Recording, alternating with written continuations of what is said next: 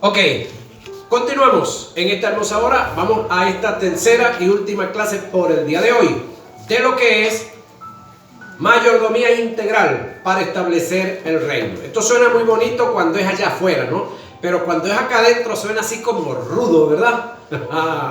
Qué tremendo, ¿no? Entonces hay uno, pudiéramos decir un atributo, pudiéramos decir una propiedad, pero como atributo que Dios colocó en nosotros, que se llama el dominio propio. Qué bendición lo que es el dominio propio. Tiene que ver con la prudencia. Oiga, la prudencia es hija de la sabiduría. La prudencia nace de la sabiduría. La prudencia es la sabiduría práctica o practicada. La sabiduría es el arte y la sagacidad que se tiene para transmitir el conocimiento, sea en dichos o en hechos. La prudencia es el complemento de la sabiduría, pero el conocimiento, es el complemento de la prudencia. Por esta causa no se puede proceder en prudencia manifestando la sabiduría si no hay conocimiento. Por esa razón, nosotros nos hemos sentado y ya hemos pasado ¿cuántas materias? 15. Ya hemos pasado varias horas de estudio apegados al conocimiento, porque una vez al tener el conocimiento nos dio sabiduría, y la sabiduría va a manifestar en nosotros, si somos inteligentes, la prudencia, y si no, vamos a ser unos imprudentes con conocimiento, ¿sí? Imprudentes con conocimiento. En una vida de pecado, viviendo deliberadamente, hablando de los pecados, en imprudencia, en insensatez, en necedad, es obstinación, en rebeldía. Nunca calificamos, oiga, ante Dios para ser sus mayordomos. Oiga lo que viene, quiero recalcar esto, escúcheme. En una vida de pecado, viviendo deliberadamente, en imprudencia, en insensatez, en necedad, en obstinación, en rebeldía, nunca calificamos ante Dios para ser sus mayordomos. Y su primera causa es que Él sabe que le daremos mal uso a los recursos que ponga en nuestras manos. Lo más grande de la mayordomía no está en que el mayordomo pueda confiar en su Señor, sino que el Señor pueda confiar en su mayordomo. El detalle acá no es que yo confíe en Dios, sino que yo sea confiable para Dios, entregarme en mis manos el desarrollo de muchas cosas en las cuales yo debo de ser un mayordomo prudente, no insensato, no andar como un necio, ni andar como un obstinado.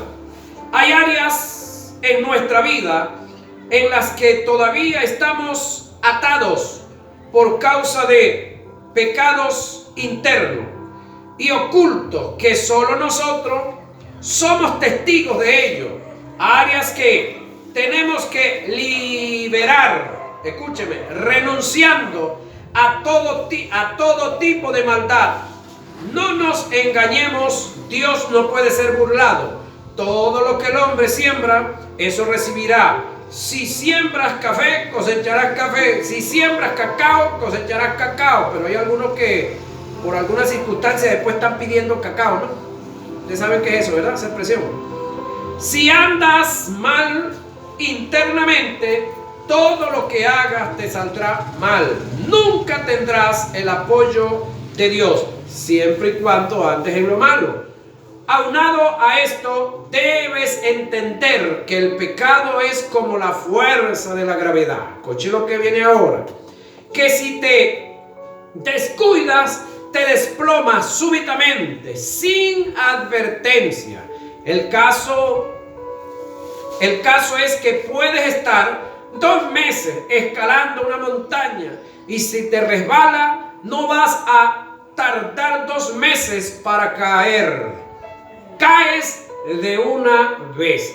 Y todo lo que tú estuviste trabajando para lograr la santidad que tienes, eso te llevó, no sé, 1 año, 2 años, 5 años, 10 años, caíste, listo. Todo eso queda como pérdida.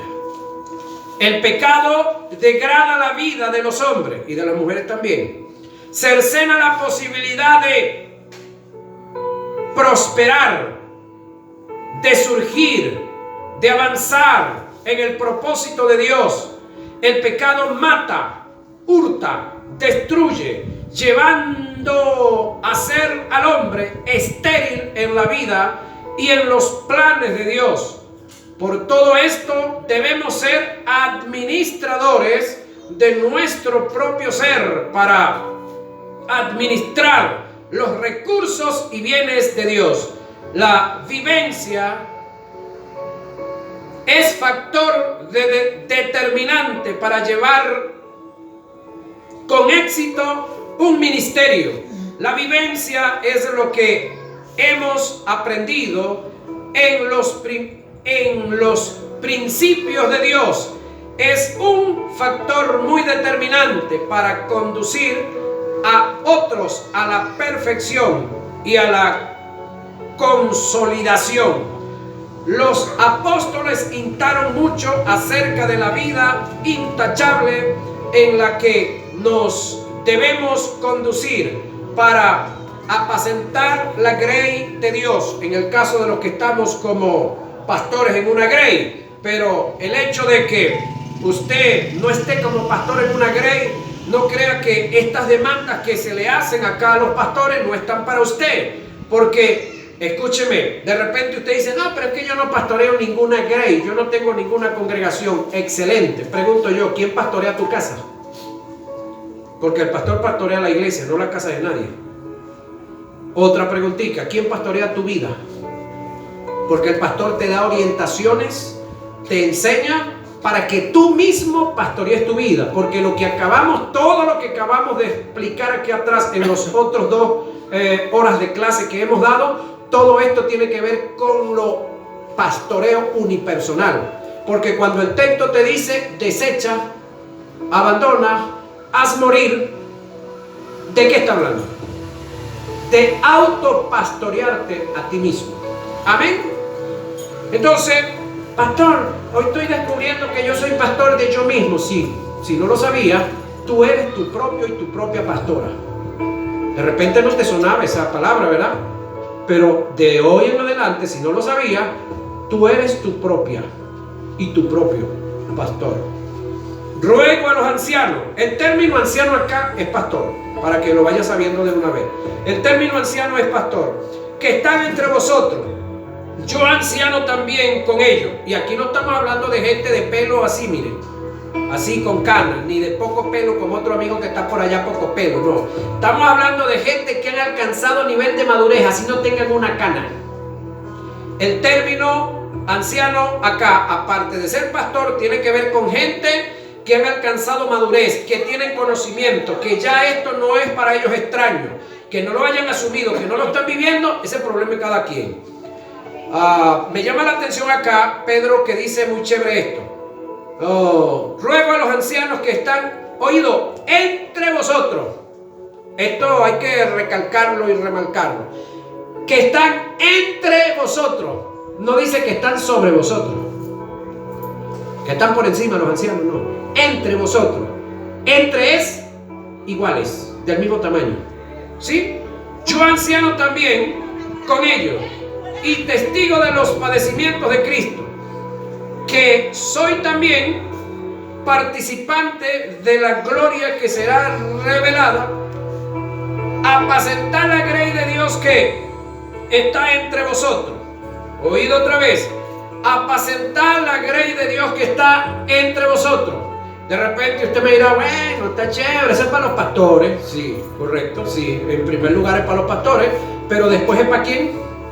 Para usted como miembro de su casa, como pastor de su casa. Y después es para quién, para usted también, como pastor interno de usted mismo. Amén. Usted está llamado a establecer el reino ¿en quién? En usted, en su casa, en su familia, entre los que están donde tú te mueves, cuidando de ella no por fuerza, sino voluntariamente, no por ganancia deshonesta, sino con ánimo pronto, no como teniendo señorío sobre los que están a vuestro cuidado, sino siendo ejemplo de la grey. Primera de Pedro 1:5, Primera de Pedro 5, 1 y 3, pero me llama la atención esto. Sino siendo ejemplo de la grey, es decir, una de las formas de predicar, una de las más contundentes, de la cual la gente no tiene excusa, es cuando usted vive el evangelio, cuando usted vive los principios. La gente podrá decir lo que digan, pero todo lo que estén diciendo, todo lo que digan será mentira, porque tu vida, tu madurez, tu edificar, tu responsabilidad frente a los principios les hará un ruido que ellos no lo podrán apagar por mucho que hablen y digan, porque predicar con la boca no es tan fácil. Sí, sabemos que no es tan fácil, pero predicar con el ejemplo es mucho más duro y rudo, y no podrá tan fácil ser desmentido, porque una cosa es lo que dice la gente y las acciones son más poderosas que lo que diga la gente. Las palabras se las lleva el viento fácilmente, pero las acciones, el carácter formado, no se lo lleva el viento. Hermano, sé imitadores de mí, dijo Pablo, y mirad a los que así se conducen, según el ejemplo que tenéis en nosotros, porque por ahí andan muchos de los cuales os dije muchas veces, y aún ahora lo digo, llorando, que son enemigos de la cruz de Cristo, el fin de los cuales será perdición, cuyo Dios, con D minúscula, señoras y señores, es el vientre, es decir, la panza. Lo que el Dios de ellos es la panza, no es el Dios del cielo, y cuya gloria es su vergüenza, que solo piensan en lo terrenal. Bueno, esto se concatena y se enlaza. Es decir, cuyo Dios es el vientre y solo piensan en lo terrenal. Bueno, todo el que piensa en lo terrenal, pues su Dios es su vientre. Es decir, su objetivo es vivir para ello, su objetivo es llevar a cabo unas funciones dentro del evangelio por causa de comer, beber y vestirse. Sí, eso lo registra Filipenses 3, 17 y 20. Pablo habla y dice que les había advertido sobre este tipo de individuos, los cuales estaban caminando entre ellos, pero que no eran pertenecientes al cuerpo de Cristo, porque los que pertenecemos al cuerpo de Cristo y hemos madurado, debemos de caminar y vivir como Cristo vivió. Amén. Este mandamiento, hijo Timoteo, te encarezco para que, conforme a las profecías que se hicieron antes en cuanto a ti, milites por ellas la buena milicia, manteniendo la fe. Aquí la palabra fe, manteniendo la fe, la palabra fe aquí es pistín o es doctrina. Manteniendo la fe. Pregunto, ¿usted puede mantener la fe? No, la fe lo mantiene usted. Hablando de la fe, aquí es doctrina. Y buena conciencia, desechando, otra vez esta palabrita, señoras y señores, desechando, la cual naufragaron en cuanto a la fe, algunos de los cuales son Himeneo y Alejandro, a quienes entregué a Satanás para que aprendan a no blasfemar. Creo que yo les enseñé a ustedes que es entregar en manos de Satanás. Primera Timoteo 1, 18 y 20. Si esto enseñas a los hombres, escuchen lo que viene ahora, serás buen ministro de Jesucristo, nutrido con las palabras de fe y de la buena doctrina que has seguido. Desechad las fábulas y profanas de viejas. Ejercítate para la piedad, porque el ejercicio corporal para poco es provechoso, pero la piedad para todo aprovecha, pues tiene promesa de esta vida presente y de la venidera. Palabra fiel es esta y digna de ser recibida por todo, que por esto mismo trabajemos y sufrimos, sí, oprobio, porque esperamos en el Dios viviente, que es el Salvador de todos los hombres, mayormente de los que creen. Esto manda y enseña: ninguno tenga en poco tu juventud. Me llama la atención esta expresión de Pablo, que se la dice varias veces a Timoteo: ninguno tenga en poco tu juventud. Oído, ninguno tenga en poco tu juventud. Esto tiene que ver con los jóvenes. ¿Y con los viejos? ¿Cómo diríamos con los viejitos? Ninguno tenga en poco tu juventud. ¿Y con los niños? Ninguno tenga en poco tu niñez. Pero ya va, ninguno es ninguno. Comenzando por quién. ¿Por quién? Por nosotros mismos, señoras y señores. No es que yo voy a estar pendiente de los demás, no. Aquí estamos hablando de implantar el reino. ¿En quién? En yo, diga, como los campesinos decimos. En nosotros mismos, en nuestra alma. Porque ya en nuestro espíritu, señoras y señores, es una realidad el reino. Amén. En el espíritu somos invencibles. En el espíritu somos inmortales. En el espíritu estamos listos, aptos para ser arrebatados y llevados hasta las nubes del aire por el Espíritu Santo y por Cristo Jesús hasta el tercer cielo. Pero en el alma, ¿cómo estamos nosotros para desarrollar el propósito de Dios? Ahí es donde está el detalle, ¿no? ¿Cómo está mi alma para que Dios lleve a cabo su propósito? ¿Cómo está mi alma para que Dios me entregue 5 millones de dólares? ¿Qué haré con ellos? ¿Cómo está mi alma para que Dios me entregue una alcaldía, una gobernación por ahí? ¿Cómo está mi alma para que Dios me entregue la responsabilidad de administrar una fundación por ahí? ¿Cómo está mi alma para administrar una dirección de gerencia de alguna empresa, de algún sitio por ahí? ¿Cómo está mi alma para administrar un hogar, una esposa, una novia? ¿Cómo está mi alma para llevar a cabo las riendas de un banco? Ahí es donde está el detalle. Es decir, esto no solamente tiene que ver con cielo, esto tiene que ver con nuestro desarrollo.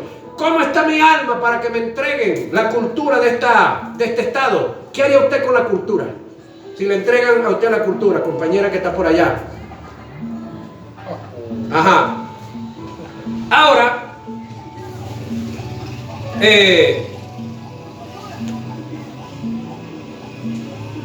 ninguno tenga en poco tu juventud, sino sea ejemplo de los creyentes. ¿En qué? En palabra, conducta, amor, espíritu, fe y pureza. Entre tanto que Pablo le recomienda a Timoteo, porque esta es una carta pastoral, pero se puede tomar para nosotros como iglesia. Ocúpate en la lectura, la exhortación y la enseñanza. ¿En qué dice que se ocupe Timoteo? En la lectura. ¿Qué estamos haciendo aquí? 3 horas que no es que no tenemos nada que hacer. Aquí hay muchos que se están durmiendo porque tienen sueño, porque trabajaron todo el día, porque han hecho esto y lo otro, sí. Y aquí estamos ocupados ¿en qué? Un rato, en nuestro estudio, en nuestro análisis, en nuestra educación. Estamos ocupados en la lectura, en la exhortación y la enseñanza. No descuides el don que hay en ti, que te fue dado mediante profecía con la imposición de las manos del presbiterio. Ocúpate en las cosas, permanece en ellas para que tu aprovechamiento sea manifiesto a todos. Ten cuidado del diablo y de los demonios. Como dijo, ten cuidado de ti mismo. ¿De quién es que vamos a tener cuidado? de nosotros. El enemigo más grande que nosotros tenemos hasta ahorita somos nosotros mismos. El único que nos puede evitar la victoria a nosotros, la grandeza, el éxito, somos nosotros mismos. No es más nadie. Y de la doctrina, persiste en ello, pues haciendo esto te salvarás a ti mismo y a los que te oyen. Ahora, eso está en 1 Timoteo 4, 6 y 16. Ahora, mi pregunta es, haciendo esto te salvarás a ti mismo y a los que te oyen. ¿De qué salvación está hablando aquí? ¿Es que acaso Timoteo no estaba salvo? Sí, entonces ¿de qué salvación está hablando aquí? Cuando usted evita todo este tipo de pecado que hemos hablado acá, cuando usted establece e implanta en usted el reino celestial, entonces usted se va a evitar muchos problemas terrenalmente, se va a evitar muchas enfermedades, se va a evitar muchos dolores de cabeza, se va a evitar en el reino milenial tener problemas en el tribunal de Cristo, cuando a usted le toque recibir de parte del Señor sus galardones por causa de su fidelidad y de su hacer en Dios.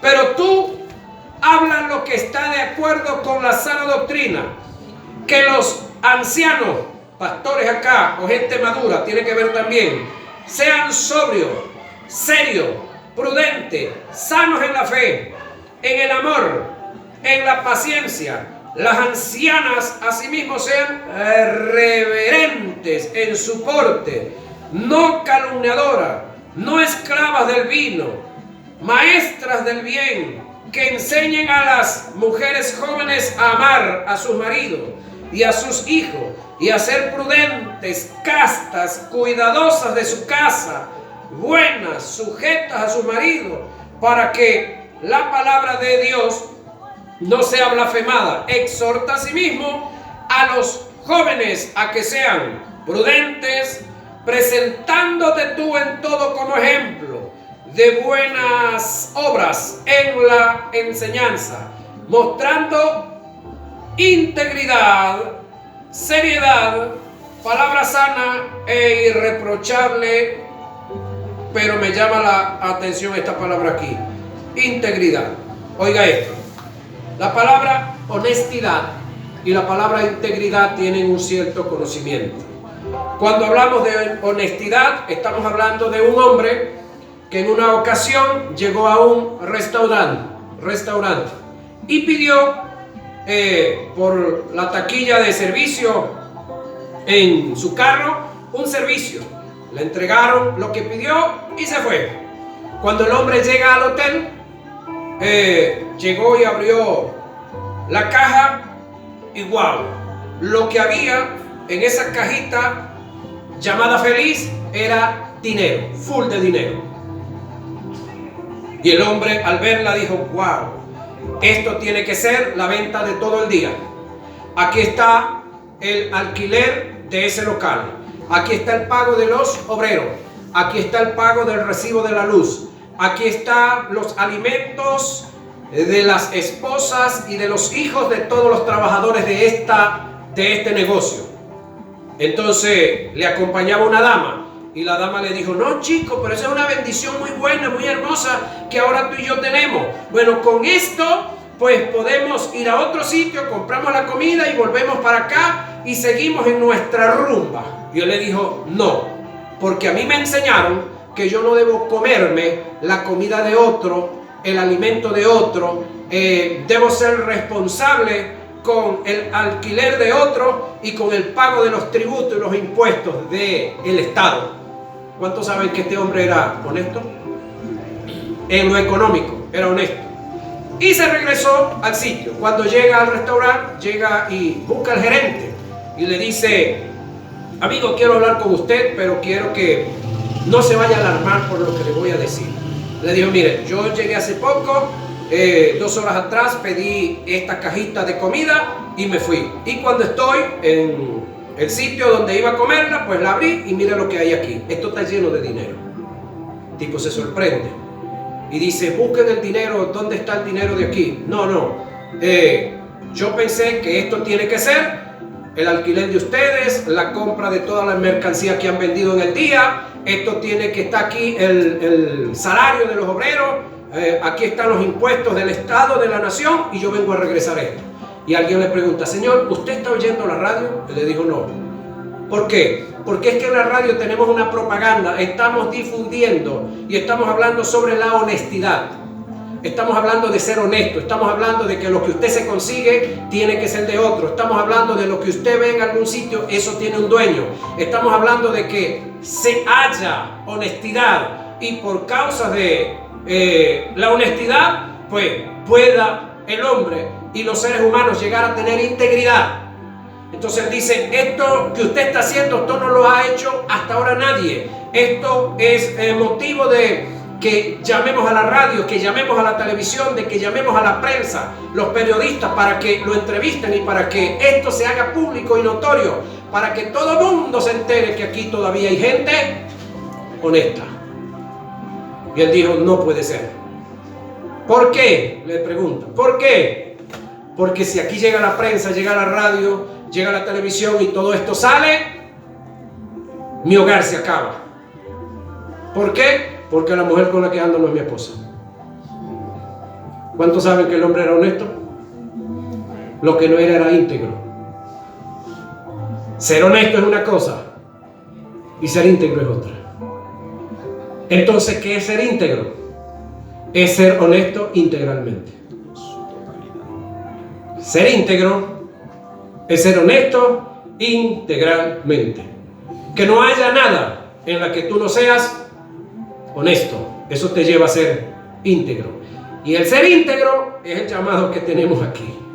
Es decir, el implantar el reino en nosotros, estamos siendo llamados y retados a ser íntegros. Porque lo espiritual, ¿qué nos falta? Nada. Ahí estamos completos, en lo espiritual. Pero en lo psíquico, ¿qué nos falta? No lo diga. En lo físico, ¿qué nos falta? No lo diga. En lo espiritual estamos completos. Muy bien, excelente. Pero estamos trabajándonos en el área del alma y seguiremos trabajando y viviremos luchando en el cuerpo hasta el día que Cristo venga por nosotros. Amén. Amén. Amén. Seguimos acá. Él es el viviente y cuya gloria es su vergüenza, que solo piensan en lo terrenal. Perdón, ya pasamos por aquí.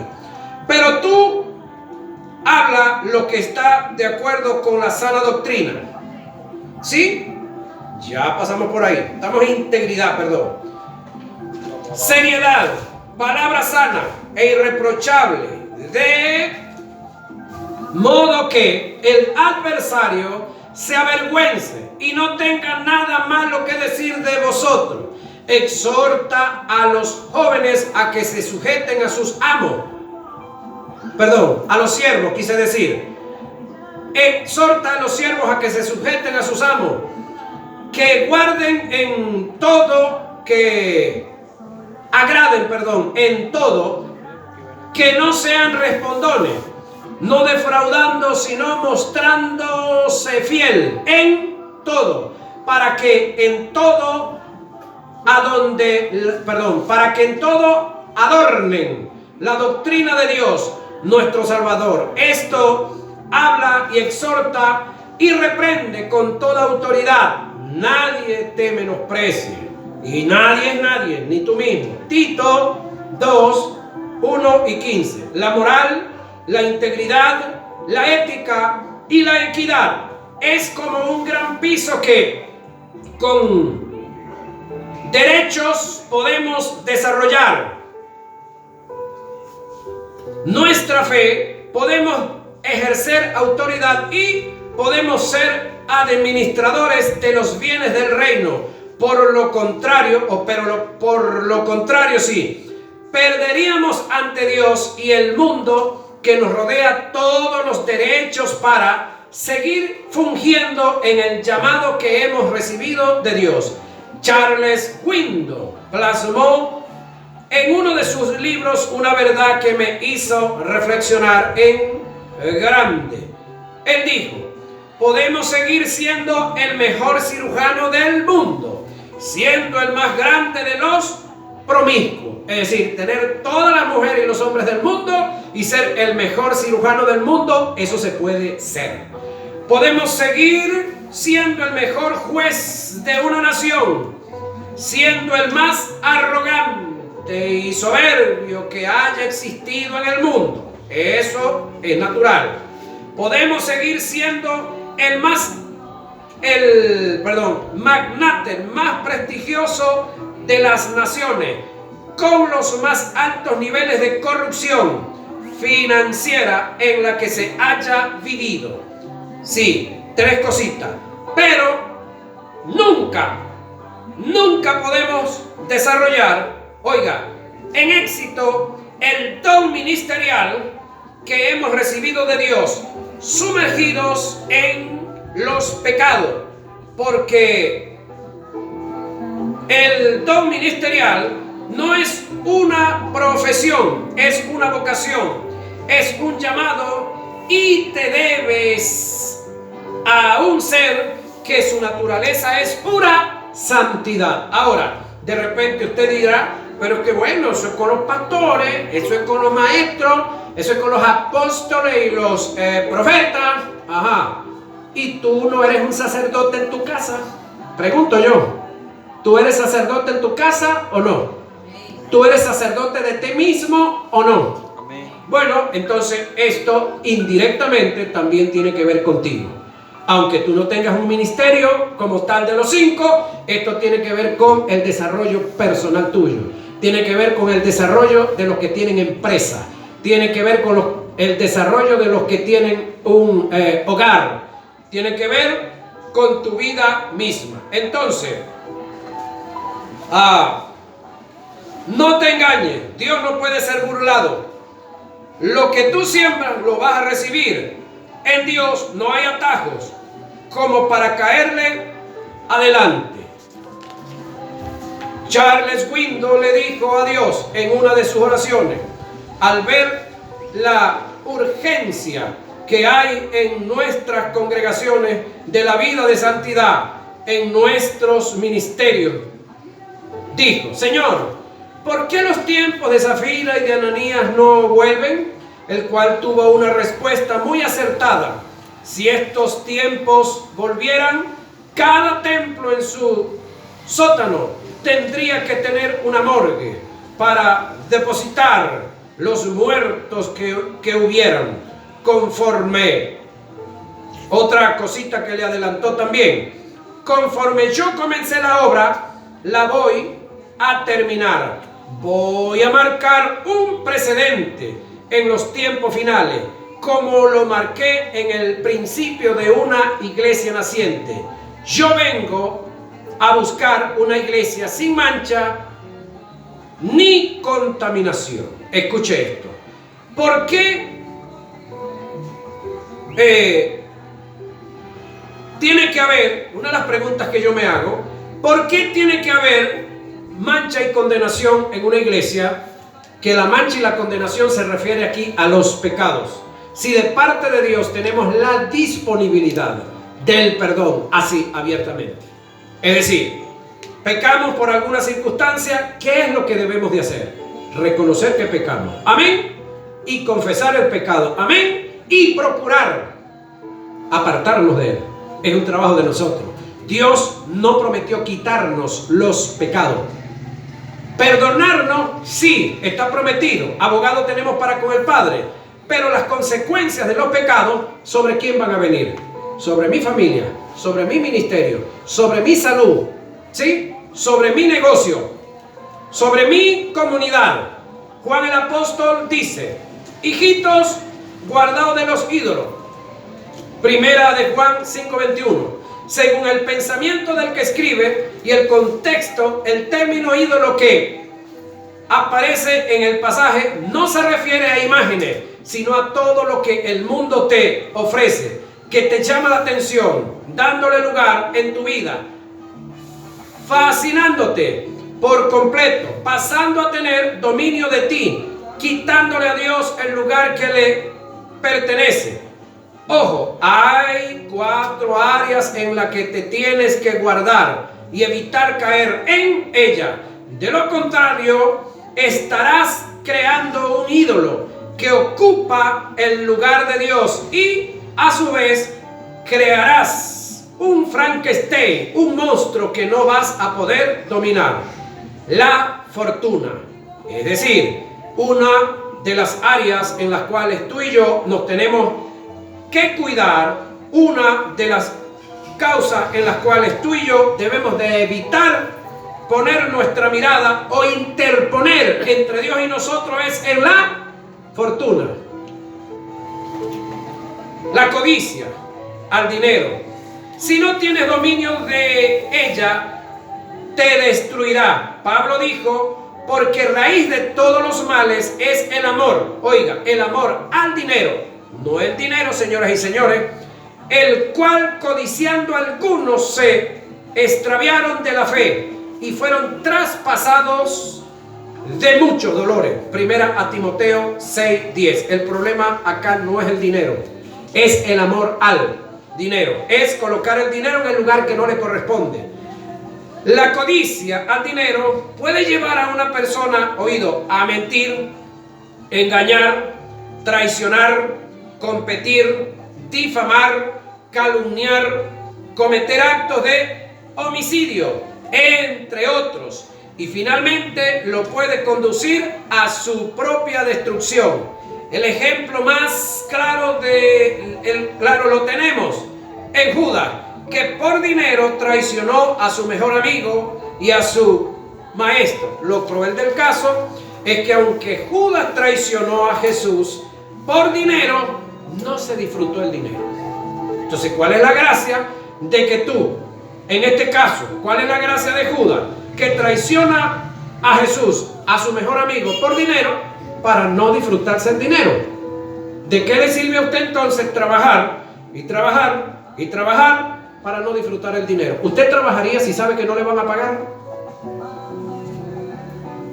No vinieron aquí, ¿verdad? ¿Usted se sentaría a hacer comida si saben que no se la van a poder comer ni nadie se la va a poder comer? Igualito. La fama relativa a la sed de prestigio, el ser aplaudido y reconocido. Alguien dijo que la sed de prestigio es más tentadora que las riquezas mismas, que por igual te pueden desviar de la fe e impulsarte a cometer actos impuros con el fin de alcanzar el estrellato. La sed de prestigio es un principio satánico. Dice el que escribe que viene desde el mismo infierno, pero yo estoy claro que la sed de prestigio es parte de las concupiscencias de cada ser humano y que nacen de dentro de nosotros mismos y que está en nosotros asesinarla, acabarla, porque no son buenas para nada. La sed de prestigio, el poder, deseo de controlar y estar sobre otros. Recuérdense que leíamos por allá cuando Pedro dijo: yo le digo a los ancianos que están entre vosotros, yo anciano entre vosotros. ¿Qué me está diciendo Pedro? Que Pedro no tenía sed de prestigio, él no tenía sed de poder, aunque había caminado con Jesús y los que estaban ahí no habían caminado con Jesús, él no se creía más grande que ellos. Amén. Y tampoco estaba con el deseo de controlar, porque por allá dijo que pastoreáramos, que guiáramos a los demás, pero que no fuera de manera arbitraria, sino que lo hiciéramos con amor, con persuasión.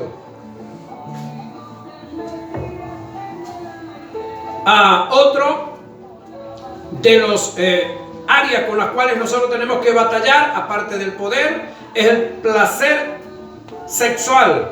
Cualquier tipo de fornicación, tenemos que luchar, tenemos que batallar en contra de. ¿Es malo el sexo? No. Con la persona adecuada y de la manera correcta, no es malo. Con esa, dele fuerte, pero usted sabe dónde tiene que ser. Bajo los vínculos del matrimonio, bajo la responsabilidad y en el lugar correcto. Lo segundo que un ser debe administrar es el factor tiempo, señoras y señores. Que vamos administrándolo aquí, vamos a ver cómo vamos con ese. Factor tiempo, ya casi se nos va. El factor tiempo es tan determinante y está relacionado con nuestra prosperidad financiera. Matar el tiempo es matar el propósito que como seres humanos tenemos inherentemente en nosotros, y a su vez es acabar con el propósito de Dios en nosotros. Sin propósito no se puede prosperar, sin explotar el potencial que hay en nosotros menos. Pablo el apóstol nos exhorta a que seamos mayordomos del tiempo. Oiga lo que viene: despiértate tú que duermes y levántate de los muertos. Oiga la expresión: despiértate tú que duermes y levántate de los muertos. No está diciéndole aquí que están muertos. Y te alumbrará Cristo. Mira pues con diligencia cómo andéis, no como necios, sino como sabios. Oiga lo que viene ahora: aprovechando bien el tiempo, porque los días son malos. Ya va. Alguien me llamó en estos días y me dijo: ya va, hermano, ¿quién hizo los días? Dios. Bueno, ¿Dios ha hecho alguna vez alguna cosa mala? No. Y entonces esto está mal aquí, porque dice los días son malos. ¿Quién hizo los días malos? El detalle no es el día, que es malo. Lo malo es perder el tiempo en el día. ¿Es malo para el día? No, es malo para mí, para mi negocio, para mi familia, para mi desarrollo personal.